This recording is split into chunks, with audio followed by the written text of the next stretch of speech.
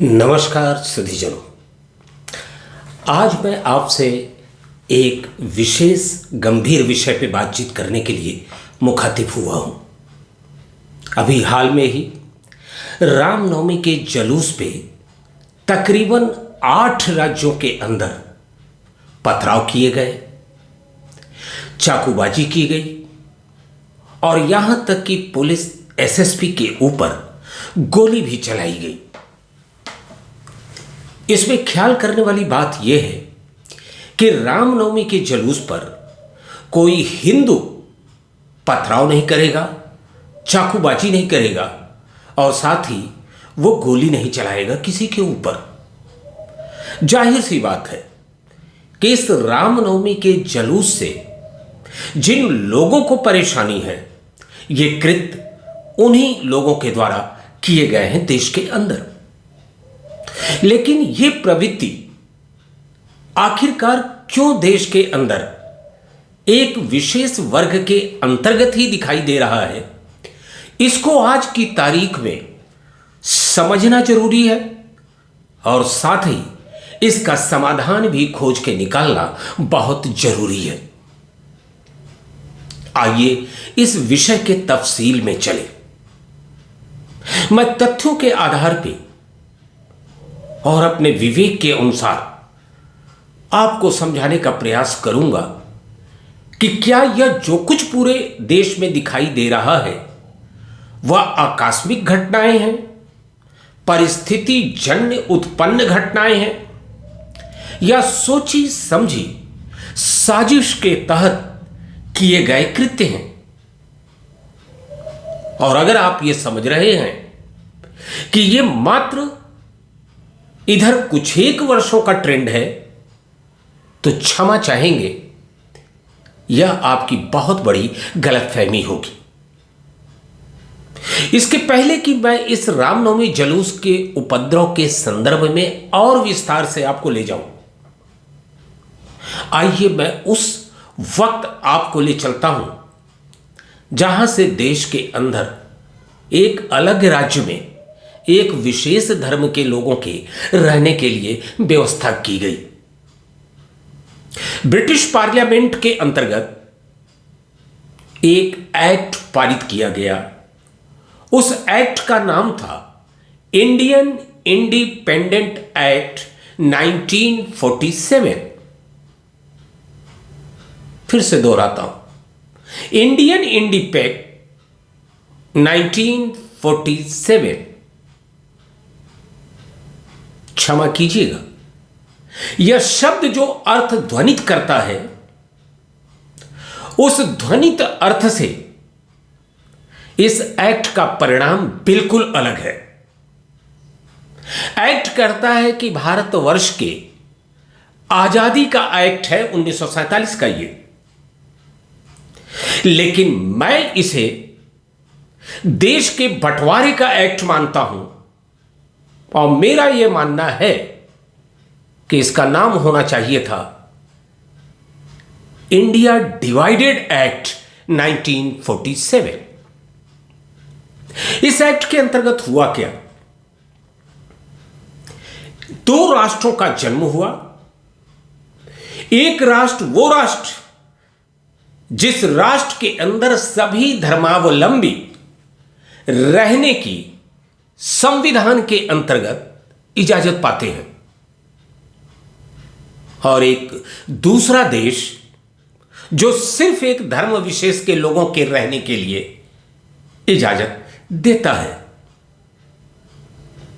निश्चित तौर पे आपके जहन में सुधीजनों यह ख्याल आ रहा होगा कि इस समस्या का तो समाधान हो चुका था, इसलिए आगे कोई अड़चन या परेशानी नहीं आनी चाहिए थी।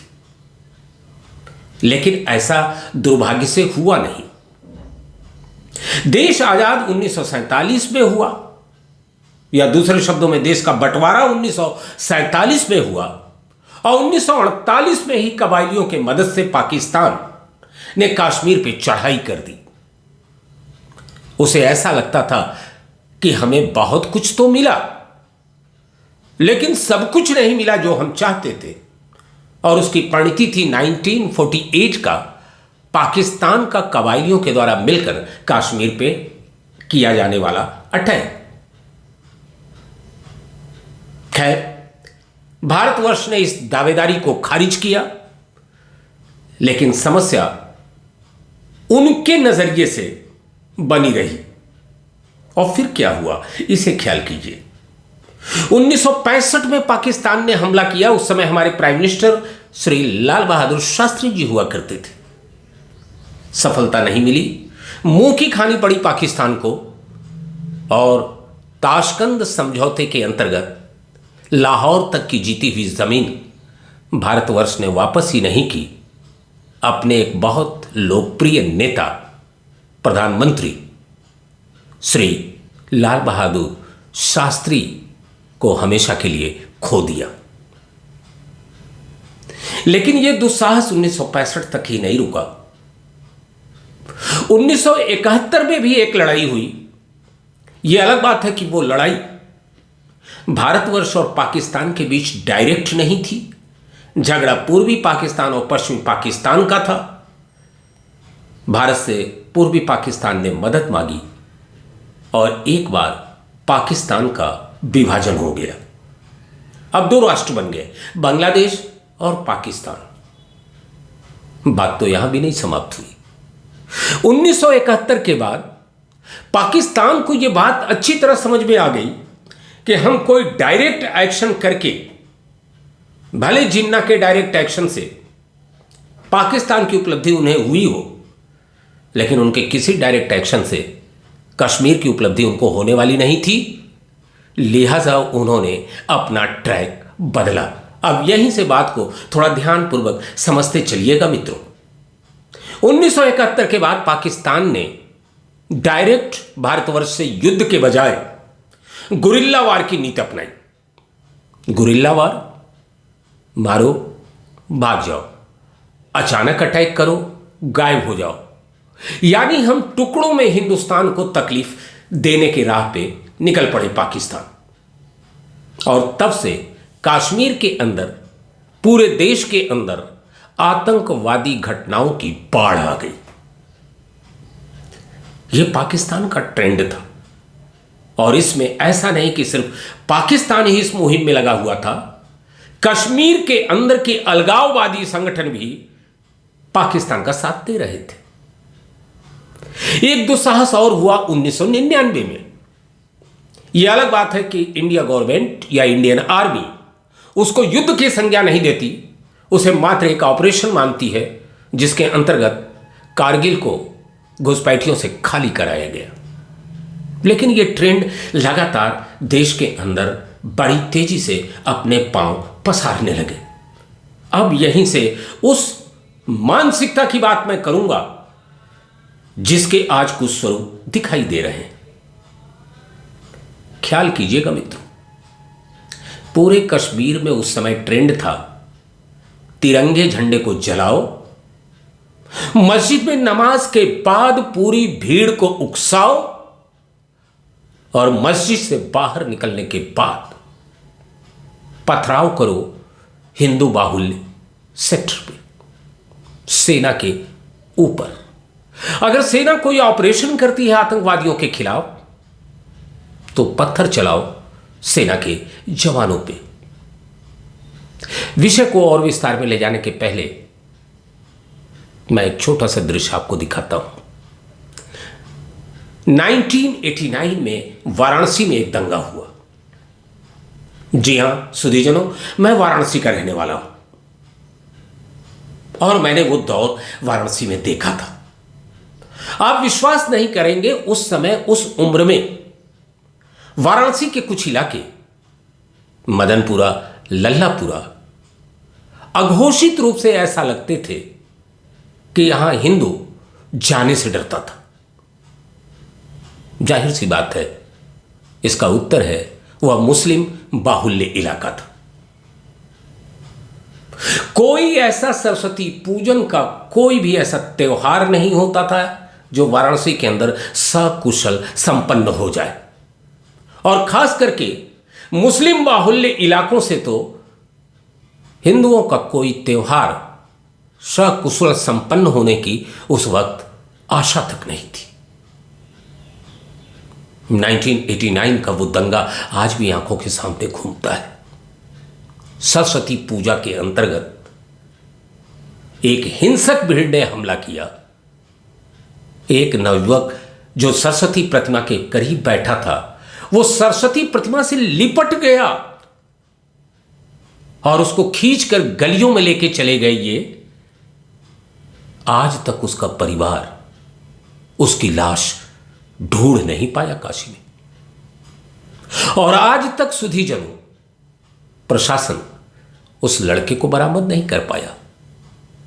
हम लोग उस उम्र में सुना करते थे कि इन इलाकों में एक लाश को खपाने में मात्र 1.5 से 2 मिनट का समय लगता है। आप सोच रहे होंगे कोई लाश 1.5 से 2 मिनट में कैसे खप सकती है? मैं बताता हूं। ऐसा जनश्रुति थी काशी के अंतर्गत कि लाश को काट के टुकड़े टुकड़े रूपों में छतों पे फेंक दिए जाते थे और चील उन टुकड़ों को उठा ले जाते थे। नामो निशान नहीं मिलता था उस लाश का। लेकिन यह दुस्साहस की कोई इकलौती घटना नहीं है साहब। उस दंगे के अंतर्गत दुधारी कैंचियों का प्रयोग किया गया। दुधारी कैंची आप समझ रहे हैं, जिस पे अंदर तो धार है ही है, उसके ऊपर और नीचे के सिरे पे भी धार है। व्यक्ति के पेट में उसे घोंपा गया, कैंची खोल दी गई, उसका पूरा पेट खुल गया और उसकी हथेली काट के सड़क पे छोड़ दी गई। मैं सिर्फ आपको ये सारी बातें इसलिए बता रहा हूं कि आप उस मानसिकता को समझने का और उसके करीब पहुंचने का एहसास कर सकें, जहां आप कभी भी टीवी चैनलों के बताए दृश्यों से भी नहीं पहुंच पाते। माननीय कल्याण सिंह का शासनकाल था यूपी के अंदर,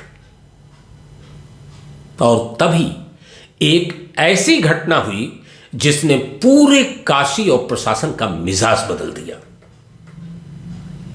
कर्फ्यू लगा हुआ था और उसी मदनपुरा सेक्टर के अंतर्गत एक बड़े प्रतिष्ठित डॉक्टर हुआ करते थे, जिनका नाम लेने में मुझे कोई हिचक नहीं है, डॉक्टर अतीक अंसारी। जब पीएसी के कुछ जवान इनके घर के सामने खड़े होकर अपने ऑफिसर से बात कर रहे थे, मुझे आज भी उस ऑफिसर पीएसी कमांडेंट का नाम याद है, जीवन दास। उस व्यक्ति के ऊपर अतीक अंसारी जी के घर से बम फेंका गया। यह अलग बात है कि अतीक अंसारी के घर से फेंके गए उस बम से जीवन दास बाल बाल बचे, और दुस्साहस की यह चरम सीमा था कि हम अपने घर से बम भी फेंकवाएंगे और हमारा कोई बाल बांका भी नहीं कर सकता। आप कल्पना कीजिए इस दुस्साहस। पीएसी के जवान उनको बुलाते रहे और वो जनाब अपने मकान से नीचे आने को तैयार नहीं थे। नीचे शटर लगा हुआ था। बार बार पीएसी के जवान बुला रहे थे कि आप दरवाजा खोलें, घर की तलाशी लेंगे, हम आपके घर से बम चला है। आखिरकार काफी जिद्दोजहद के बाद शहर के डीएम सौरभ जी उस समय थे, जब वो आए तो उनकी मौजूदगी में वो जनाब नीचे उतर के आए। पीएसी के जवानों के अंदर इतना गुस्सा था इस घटनाक्रम को लेके कि उन्होंने उस जनाब को वहीं सड़क पे इतना लाठियों से मारा कि उनके हाथ और पैर टूट गए। कबीर चौरा लेके भागा गया। डॉक्टर ने लेने से इनकार कर दिया और फिर उन्हें बीएचयू ले जाया गया। वहां भी डॉक्टरों ने लेने से इनकार किया और तभी उनकी डेथ हो गई और रात में उनकी लाश कब्रिस्तान में दफन करा दी गई। पूरे हिंदुस्तान के अंदर उबाल आ गया। चर्चा इस बात पे नहीं थी कि उनके मकान से बम फेंका गया था।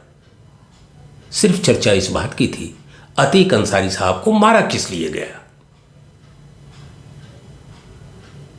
कभी आपने गौर किया है सुधीजनों कि ये जो कुछ घटनाक्रम होता है वह मुस्लिम बाहुल्य इलाके में ही क्यों होता है? कभी आपने गौर फरमाया है कि क्यों मस्जिदों से ही पथराव किए जाते हैं? क्यों मस्जिदों से ही ऐलान किया जाता है? कभी आपने किसी हिंदू मंदिर से यह ऐलान होते हुए सुना है कि आप बाहर निकल के पथराव करें मुस्लिम बहुल इलाके पे? कभी आपने सुना कि यह ऐलान किया जाता है कि हथियारों का इस्तेमाल करें आप मुसलमानों के ऊपर? कभी आपने सुना है कि हिंदुओं के मकान के ऊपर पत्थर, पेट्रोल बम, एसिड इनका जखीरा रखा जाता हो? और हमारे आपकी शराफत देखिए, आज भी हम नाम लेने से डरते हैं। शराफत में या डर से? लेकिन जो बारीक चीज मैं आपको समझाना चाहता हूं वो समझिए आप। कश्मीर का ट्रेंड क्या था? मस्जिदों में अजान करना, नमाज पढ़ना, फिर मस्जिद में लोगों को उत्तेजित करना और बाहर आकर राष्ट्रीय झंडे को जलाने से लेकर आम जनता के ऊपर पथराव और पुलिस पे पथराव करने की घटना है। यह आम बात हो गई थी जम्मू कश्मीर में, और इसे कहने में कोई मुझे संकोच नहीं है कि जितनी भी सरकारें थीं, बहुत कुछ इसका निदान कभी नहीं खोजा। फिर उसके बाद एक ऐसा वक्त आया जब कमर कस के सेना को खुला हाथ दिया गया और ऑपरेशन ऑल आउट चलाया गया, और सेना ने चुन चुन कर आतंकवादियों को इनकी हिट लिस्ट बनाकर मारना शुरू किया और घाटी को न्यूट्रलाइजेशन की पोजीशन तक पहुंचा दिया।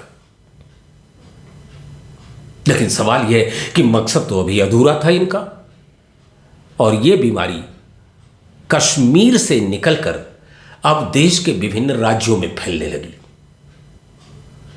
और इसका सबसे बड़ा उदाहरण आपको शाहीन बाग के आंदोलन में दिखाई देगा। क्या खासियत थी यह मैं आपको बताता हूं। हिंदुस्तान में पहली बार औरतें, बच्चे, वृद्ध औरतें सिर्फ यही धरने पे बैठे थे। एक ऐसी वृद्ध औरत जिसे सीएए का फुल फॉर्म तक नहीं पता, वो क्या कानून है ये नहीं पता, वो धरने पे बैठी। और कमाल की बात, गोद में जो बच्चा है वो कैसे समझेगा कि इस कानून में क्या है? लेकिन ऐसा क्यों किया गया? तिरंगा नहीं जलाया गया, तिरंगे को सामने गाड़ा गया, उसके पीछे ये पूरी जमात बैठाई गई। आदमी टोटल नदारद। मंशा ये थी कि औरतों के ऊपर आप कभी जुल्म नहीं करेंगे, औरतों के ऊपर आप कोई ऐसी कार्रवाई नहीं करेंगे जिससे कि आपकी छवि स्वयं खराब हो, और अगर आपने किया तो हम इसी को इशू बनाएंगे। और आदमी जो कमाई करने वाला है, नौकरी पेशा करने वाला है, वो नौकरी भी अपनी करता रहेगा और अपने घर का दोनों टाइम का चूल्हा भी जलाए रखेगा। अब क्या कमाल की बात है, घर का चूल्हा भी जलता रहेगा और सरकार की नाक में दम भी होता रहेगा, एक आध महीने नहीं, कई महीने तक। और उस पूरी जमात को खिलाने पिलाने वालों की बाढ़ सी आ गई। तमाम पॉलिटिकल पार्टियों ने सहायता की। आप पार्टी ने तो खुलेआम सहायता की। दिल्ली के अंदर खाने पीने से लेके लाइट व्यवस्था और पानी व्यवस्था तक की व्यवस्था की गई। गवर्नमेंट को ये समझ में नहीं आ रहा है कि शाहीन बाग के इस आंदोलन से हम कैसे निपटे, सड़कें खाली कैसे कराएं। अगर मैं गलत नहीं हूं सुधीजनों, तो सरकार को भी यह समझ में नहीं आ रहा था और ना ही कोर्ट को समझ में आ रहा था कि इस समस्या का समाधान कैसे करें। अगर आपकी याददाश्त कमजोर नहीं है सुधीजनों। तो मैं याद दिलाना चाहूंगा कि सुप्रीम कोर्ट ने अपने ऑब्जर्वर तक भेजे भीड़ को समझाने के लिए। अरे जिसको CAA का फुल फॉर्म ही नहीं पता, जिसको उस एक्ट के बारे में जानकारी ही नहीं, वो सुप्रीम कोर्ट के किसी भी पर्यवेक्षक के द्वारा समझाने पे मान जाते। जो उत्तर आपके दिमाग में आ रहा है वही हुआ भी। आंदोलन समाप्त करने से उस पूरी की पूरी जमात ने इनकार कर दिया। कोरोना भी नहीं डरा पाया उनको, ख्याल रखिएगा इस बात को। और फिर उसी वक्त इस समस्या का तोड़ उत्तर प्रदेश के चीफ मिनिस्टर ने निकाला। उसने कहा कि जिसके हाथ में पत्थर दिखेगा हम उस पर कार्रवाई करेंगे, जिसके हाथ से पत्थर चलेगा, कोई प्रॉपर्टी नुकसान हुई, हम उस पर भी कार्रवाई करेंगे। और उस बंदे की को आइडेंटिफाई करते हुए उसके मकान पे बुलडोजर चलाने से लेकर सरकारी संपत्ति की सारी वसूली तक हम उससे करेंगे। और नतीजा, पूरे उत्तर प्रदेश के अंदर इस आंदोलन की रीढ़ टूट गई। लेकिन इसी बीच एक दंगा ट्रंप साहब के आगमन के वक्त ही हिंदुस्तान की दिल्ली के सड़कों पे हुआ, नग्न तांडव था। सोचने वाले ये नहीं सोच पा रहे थे और समझ पा रहे थे कि एकाएक इतना पत्थर दिल्ली की सड़कों पे कहां से आ गया, इतने एसिड बम कहां से आ गए,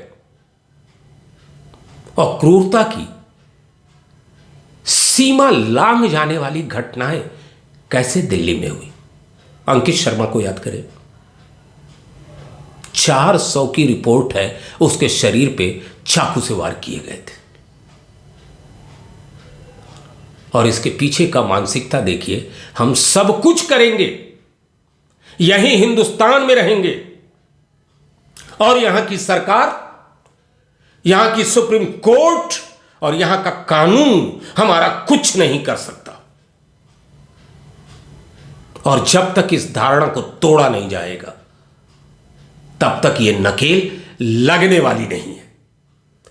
आप भी सोच रहे होंगे कि इस समस्या का समाधान क्या है। मैं बताता हूं। सबसे पहले मस्जिद और मंदिर के ऊपर सीसी कैमरे लगवाना अनिवार्य कीजिए।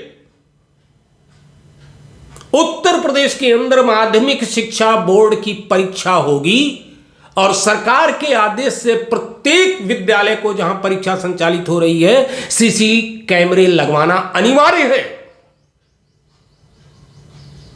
और यहां तो दंगे की पटकथा लिखी जा रही है और सीसी कैमरे मस्जिद के ऊपर है ही नहीं है।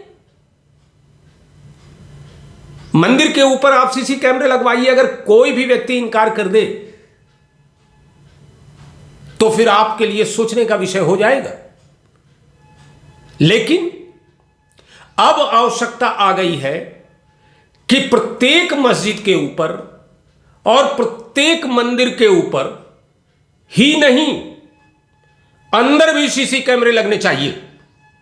क्या तकरीर चल रही है, क्या भजन कीर्तन हो रहा है, क्या बताया जा रहा है नमाज पढ़ने वाले लोगों को, यह सारा रिकॉर्ड गवर्नमेंट के पास आना चाहिए।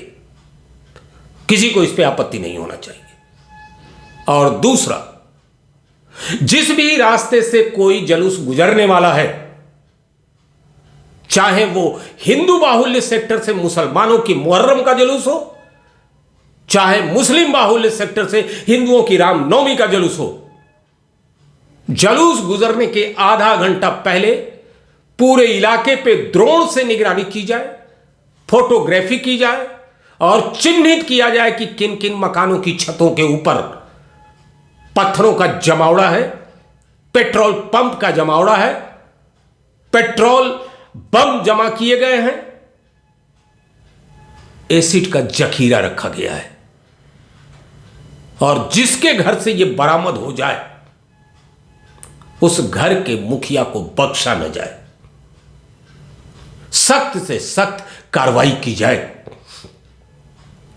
और इतना ही नहीं, जिस भी इलाके में जिन भी अपराधी तत्वों के द्वारा सरकारी संपत्ति का नुकसान किया जाए, उसकी पूरी की पूरी वसूली उस व्यक्ति से की जाए, बिना किसी हेजिटेशन के, बिना किसी लाग लगाव के।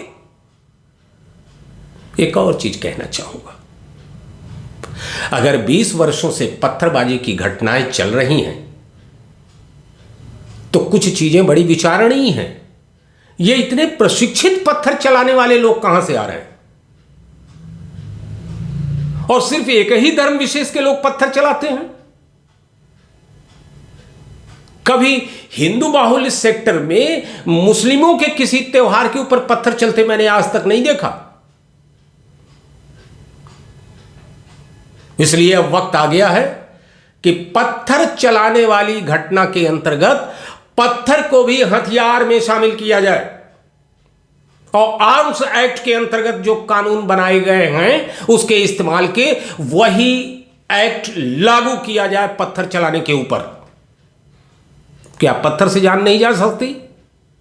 अगर पैलेट गन चलाने का इतना विरोध हो रहा है कि आंख की रोशनी चली जाएगी, तो क्षमा कीजिएगा, क्या ये पत्थर फूल बरसाते हैं?